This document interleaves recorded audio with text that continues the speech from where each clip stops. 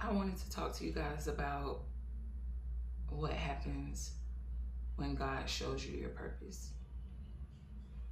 And I'm only really talking from experience.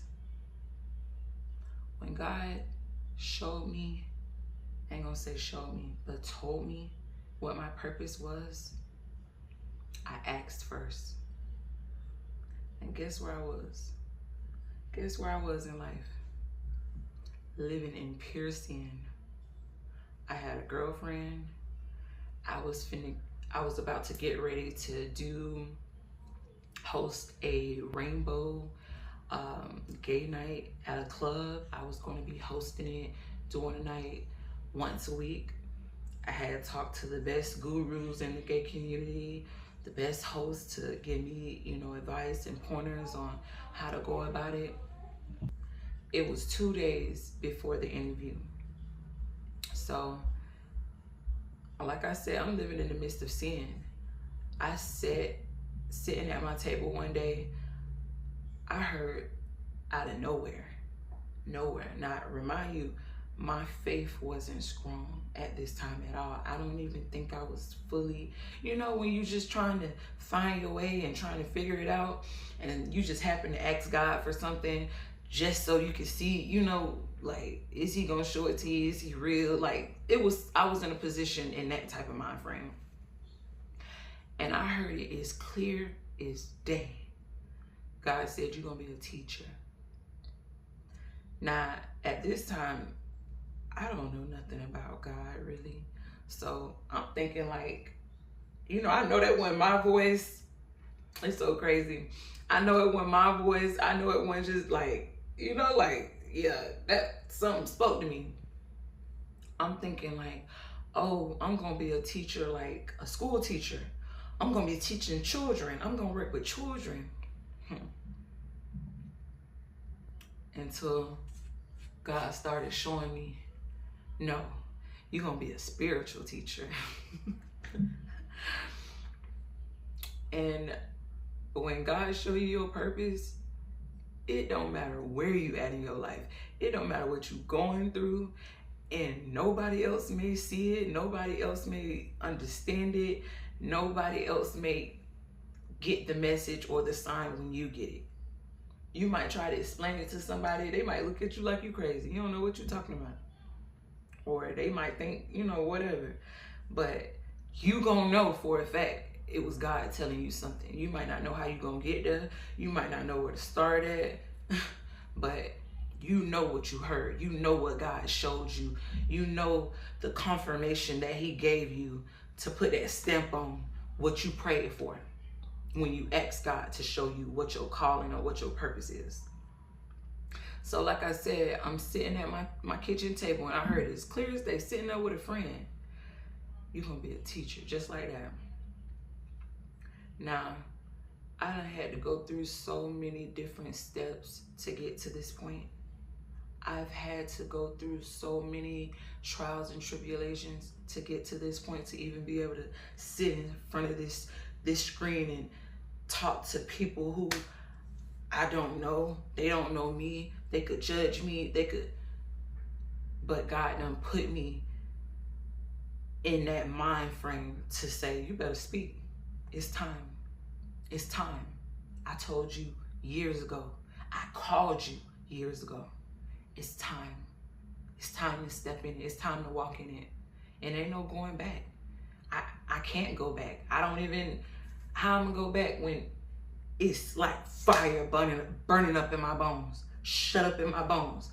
It's certain times before I even got to this point, I would feel the urge and the push to make certain videos, to talk about certain things. And I did not want to do it. No, I don't want to talk about that, Lord. It's going to make me look crazy. It's going to make people talk about me. It's going to make me look like a weirdo. I'm already, on the spectrum. I'm already, the odd, a loner. I'm already an introvert. I'm already, what I'm saying? Don't got a lot of friends. They really going to look at me funny. I really ain't going to have no friends. Ain't nobody really going to, man. God had to break me. God had to, he had to make that, he had to get me thrown off the boat so that whale can swallow me. And each time he had to break me till I got to this point, that whale spit me right back out where I started. Until I got to the point where I was willing to be obedient. Yeah, Lord, I might look crazy. Yeah, they might talk about me. Yeah, I ain't got it all together right now. I ain't in the place I want to be. But I'm going to do it, Lord. I'm going to do it. I'm going to do it. I got to, because I love you, and you done showed me over and over and over and over and over and over and over and over and over again that you love me. That you love me. I got to do something for you. I got to do something for you. When God give you your calling, this is my message to you. Don't be scared. Don't be scared walking in it with full-blown confidence. Because he don't put the position in your hands. It might not be easy. It might be rocky in the beginning. You might not have nobody in your corner. It ain't gonna always be nobody that'll pat you on your back and say, "Damn, you doing a good job. You told me some real stuff." And before you really get there, it's gonna be all type of signs that's pointing to go, go, go. God be sending me so many signs and so many messages. I be like, ooh, whoa, me? You want to use me? Who am I? I'm still learning how to dress. I'm still learning how to carry myself as a woman. I'm still learning how to be a better mother. I'm still learning how to be a better friend. I'm still learning how to walk right in Christ. Sometimes I'm still learning how to fully stand on your word, Lord. When I know you right, when I know you done showed me over and over, I still get nervous sometimes. I still get scared sometimes. God done, he ain't studying none of that. Go, go. When Joseph, when he got ready to, Lord, don't let me say the wrong thing. Moses. When Moses led them out of Egypt and that sea got split, Moses told God, I don't know how to talk, Lord. I got speech problems. God told him, I'll give you somebody to talk for you. Do what I said. Go. I put it in your hands. Go. I had them same excuses. Lord, I got this issue. I got that. I done been through this. I done did that. I ain't in no position to teach nobody. I ain't in no... God said, go. I put you through what I put you through just so you can be in a position to teach, to help, to look at. I had to start noticing all the other ways I help people. How people, they'll just easily connect to me out of nowhere. People are standing, you don't know them from a can of paint, and they'll be standing there telling you their whole life, telling you their whole life story, and you just listening to them. You ain't judging them. You just listening to them, and you genuinely want to give them the best advice that you can give them. Really want to give them sufficient help. God know who to give what to. When I was in my teen years and I went to a program, a juvenile program for seven months. I stayed there for about 7 or 8 months. I got in fights. I got into at least 2 fights. I even had my time extended. But God was using me then. All I could think about is like, how am I here around all these girls who, they get in trouble all the time? Meanwhile, I don't get suspended from school. Yeah, I got issues with my mom, but I don't be getting into no trouble. I don't be getting suspended. I don't got no referrals. But somehow, I'm in a program. I'm in trouble. I'm in trouble with girls who I can't even relate to. I wasn't doing nothing but being used at that time. God was molding me then, molding me every step of the way, breaking me, but molding me. Breaking my fear, breaking my ego, humbling me, but putting me on my path. Somebody who done switched schools done been to so many different schools. Every year going to a different school. I ain't been able to make no friends in school solidly. Don't even know who they is yet. Be at school really the wallflower. You see everybody else. You watch everybody else walk around. Nobody don't even see you. Nobody don't pay no attention to you. I was almost invisible in school. All the way until I got out of school. I was pretty much invisible. Nobody ever paid attention to me. No boys was trying to like me or get with me. Nobody was really trying to be my friend. I had to settle for the people who was willing to, you know, be my friend. Or they chose me. I didn't get to choose my friends. When I got in my program, I ended up being the president. I ended up getting my first job in my program at McDonald's. I ended up going to an all-star house, which was, our program had about 40-some girls in total. But out of the 40 girls, they had a little house on our campus. And only 8 girls were allowed to stay in that house. And it was, you know, more privacy and more comfortable, and we had more freedom and more privileges. I ended up getting into a fight and I lost those privileges. My job got taken away. My position as president of our council was taken away.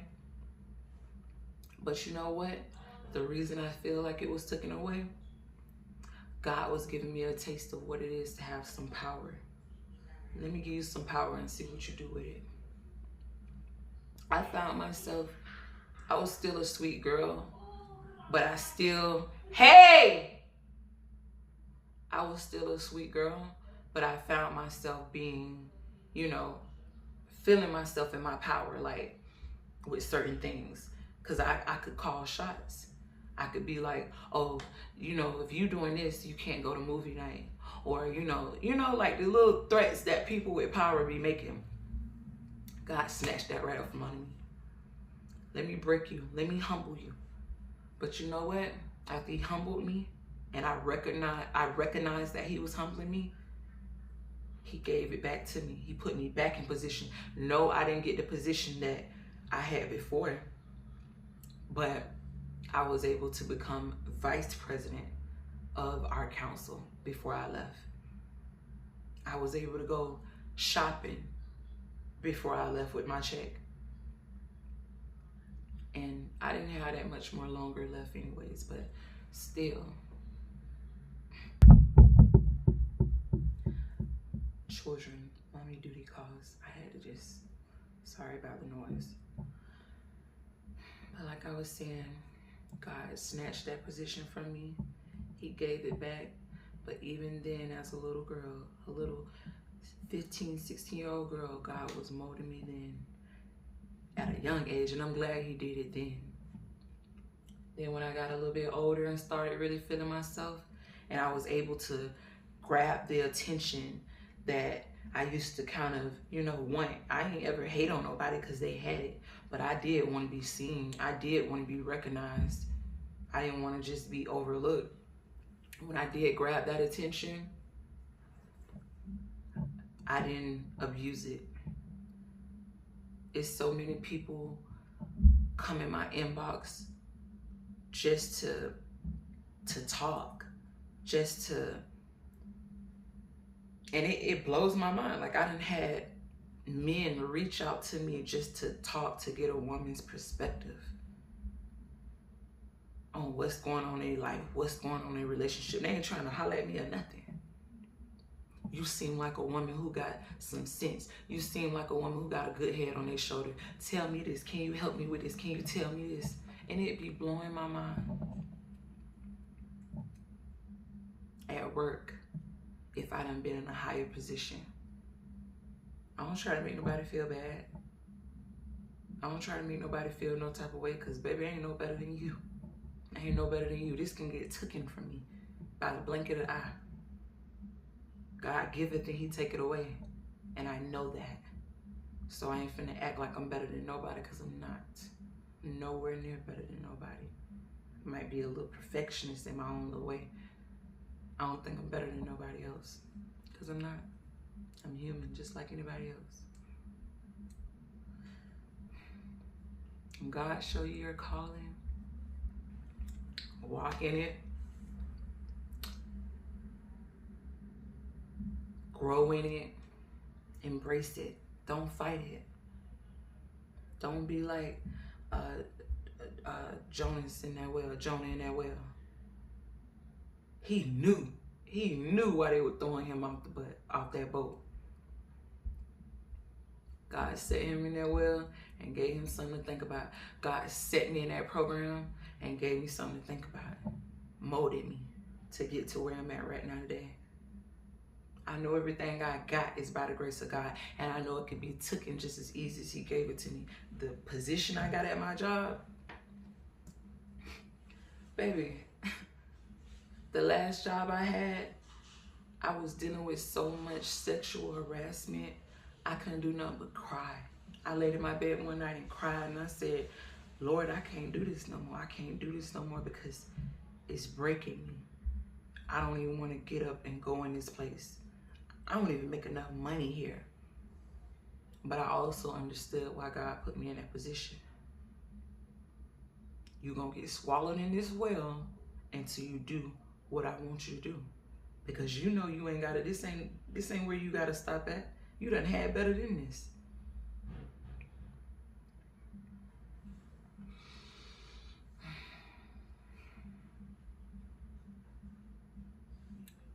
Embrace your calling. And don't let nothing get in the way. Don't let no man, don't let no woman, don't let nobody trap you into no foolishness. Don't let no drugs. God will move all that out the way. When he got a calling for your life, anything that's a distraction, he'll move it. I done been through some things that I know ain't nobody but God got me through. I ain't gonna lie, some of the stuff I done went through in my life, I be like, dang, I'm still alive. I'm still alive. I'm still alive.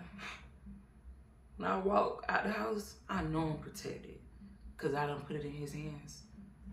I be praying over my calling. Lord, let me be prosperous in my calling. Let me be successful in my purpose.